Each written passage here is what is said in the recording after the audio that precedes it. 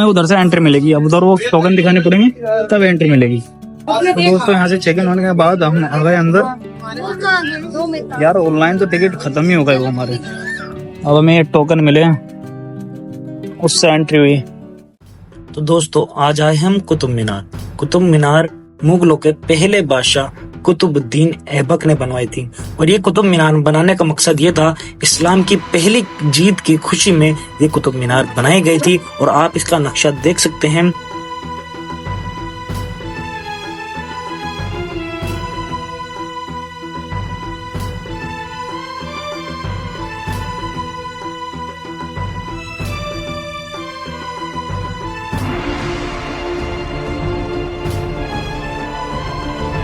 तो दोस्तों मीनार का काम 1193 में कुतुबुद्दीन ऐबक ने शुरू कराया था, लेकिन इसे 1220 में उनके अधिकारी अल्तुमिश ने पूरा करवाया था। तो दोस्तों इस्लाम की पहली जीत की खुशी में कुतुब मीनार को बनाया गया था, इसीलिए कुतुब मीनार के ऊपर कुरान शरीफ की आयतें लिखी हुई आप देख सकते हैं किस तरह से कितनी खूबसूरती के साथ इनके ऊपर कुरान शरीफ की आयतें तराशी गई है और लाल पत्थरों के अंदर इनको तराशा गया है। किस तरह से इनके ऊपर मेहनत की गई होगी, किस तरह छेनियों और हथौड़ों के साथ इन कुरान शरीफ की आयतों को तराशा गया होगा।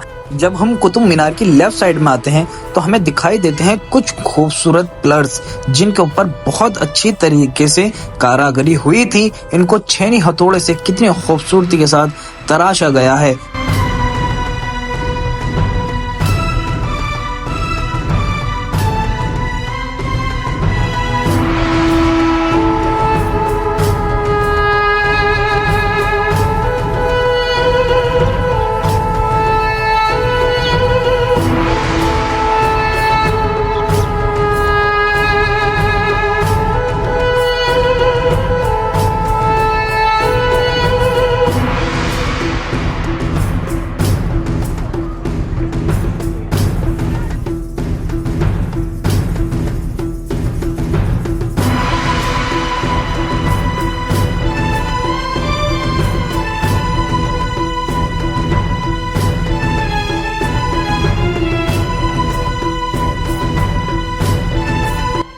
तो दोस्तों बिल्कुल कुतुब मीनार के सामने आते हैं 3 गेट, जिसके अंदर ऊपर से आप देख सकते हैं ये टूट चुके हैं। जो इनकी पहले पिरकार हुआ करते थे वो बिल्कुल टूट गए हैं, लेकिन ये अभी पिलर की तरह दीवारें इनकी मौजूद है। और आप इनकी दीवारें देखिए, दीवारों पे किस तरह कुरान शरीफ की आयतें लिखी हुई है।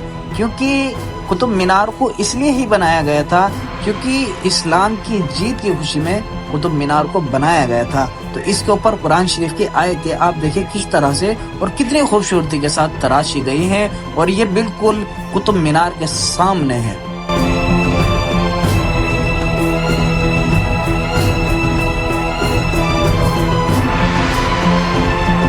दोस्तों आप इनकी खूबसूरती चेक करें।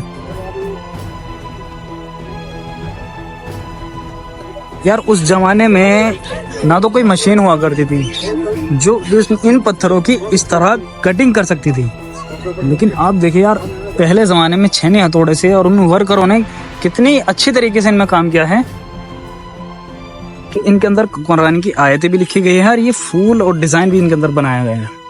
और आप देखिए ऊपर तक ही इस तरह के इसके अंदर डिजाइन बनाया गया है और कुरान की आयतें लिखी गई। दोस्तों इससे आगे ये कुछ मकबरे हैं। तो दोस्तों इन मकबरों में काफी मुगलों की कब्रें मौजूद है और काफी मुगल यहाँ पर दफन हैं।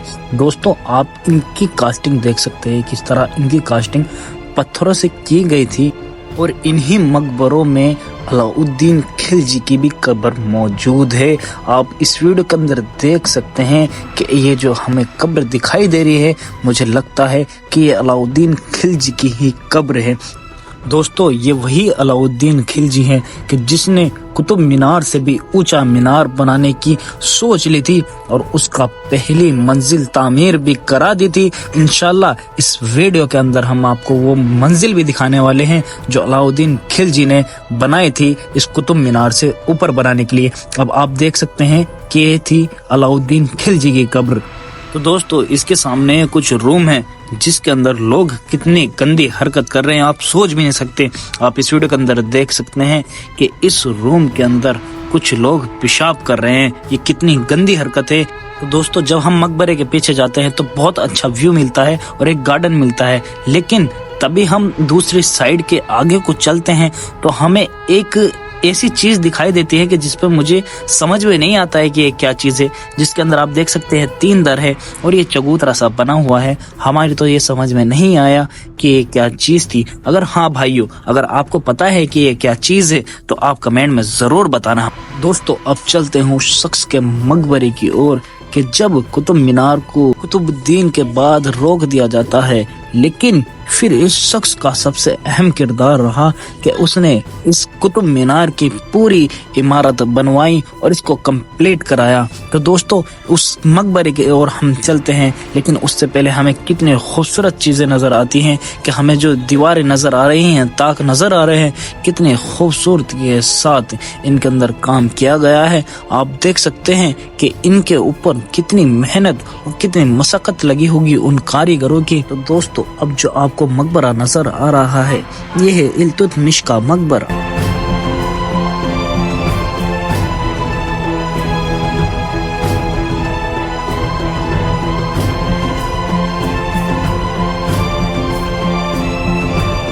तो दोस्तों अब अंदर चलते हैं इल्तुतमिश के मकबरे की तरफ। दोस्तों हमें इनके गेट पर दिखाई देता है कि कुरान शरीफ की आयतें कितने खूबसूरती के साथ पत्थरों पर लिखी हुई है।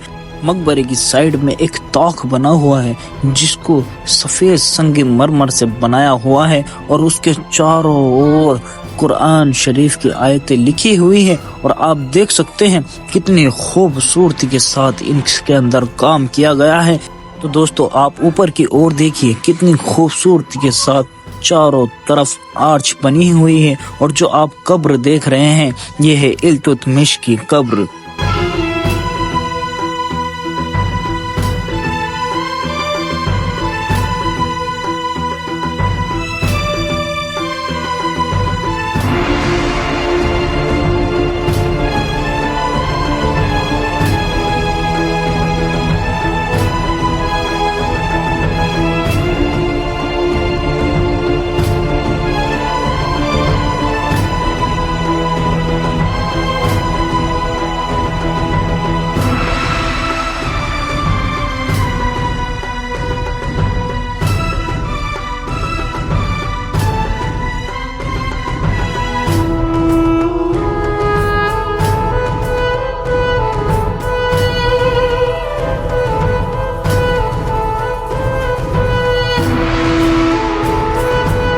दोस्तों हमें मकबरे के आगे दिखता है एक कब्रिस्तान जिसके अंदर बताया जाता है कि यहाँ पर दफन है मुगल सल्तनत के कुछ लोग, जिसमें से कुछ वजीर भी हो सकते हैं, कुछ सैनिक भी हो सकते हैं, कुछ उनके परिवार के भी हो सकते हैं, कुछ वो भी हो सकते हैं जिसका यहाँ पर कुछ बड़ा किरदार रहा होगा। दोस्तों ये वही पॉइंट है जिसको अलाउद्दीन खिलजी कुतुब मीनार से भी ऊंचा बनाना चाहता था, यानी कि वो सबसे ऊंची इमारत बनाना चाहता था।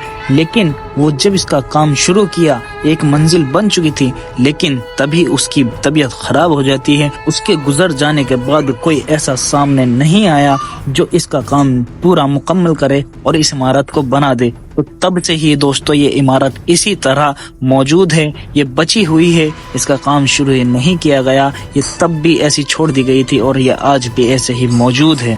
तो दोस्तों अब बढ़ते हैं हम इमाम जामिन की कब्र की ओर, लेकिन उस स्थान से पहले हमें इतनी खूबसूरती के पिलर नजर आते हैं जिसकी खूबसूरती देखने के बाद हमसे आगे बढ़ा नहीं गया, इसको कैप्चर करना ही पड़ गया। आप देख सकते हैं इन पिलर के अंदर कितनी निकाशी की गई है, कितनी अच्छी तरीके से इनकी निकाशी की गई है, इनको कितनी खूबसूरती के साथ बनाया गया है।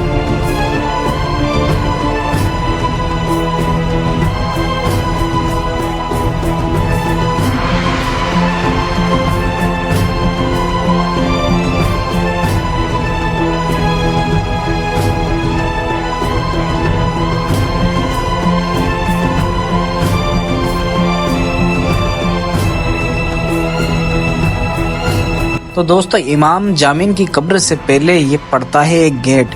ये गेट भी बहुत खूबसूरती के साथ बनाया गया था और आप इसकी खूबसूरती देखिए कि इसको किस तरह से डिजाइन में तराशा गया है।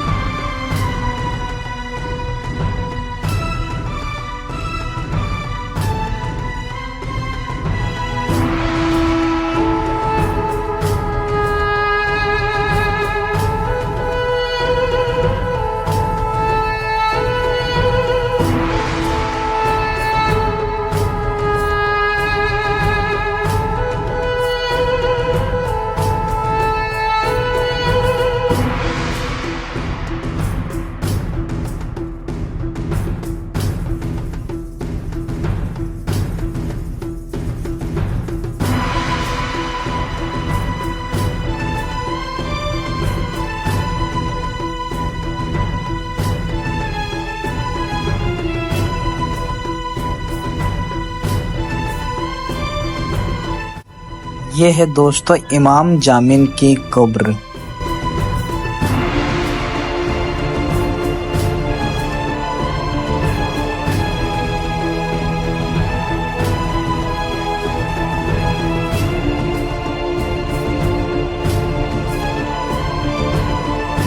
दोस्तों अब जो ये आप लोहे का पिलर देख रहे हैं, इसका नाम है लोहा स्तंभ। ये कुल 6 टन का है और इसकी ऊंचाई 7.5 मीटर की है और ये बताया जाता है कि ये 1500 से 1600 साल पुराना है। और आप जो इसके ऊपर ये लिखाई देख रहे हैं, ये संस्कृत से पहली लिखाई है और इसका ट्रांसलेट ये लिखा हुआ है उर्दू में भी और हिंदी में भी।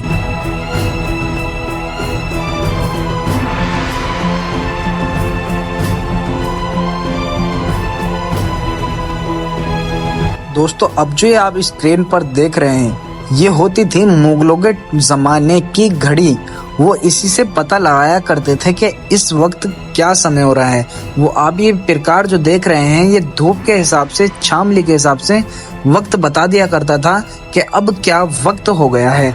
दोस्तों अगर ये वीडियो आपको अच्छी लगी हो तो सब्सक्राइब कर लेना। तो अब इस वीडियो को यहीं एंड करते हैं, फिर मिलते हैं नेक्स्ट वीडियो में। तब तक के लिए अल्लाह हाफिज।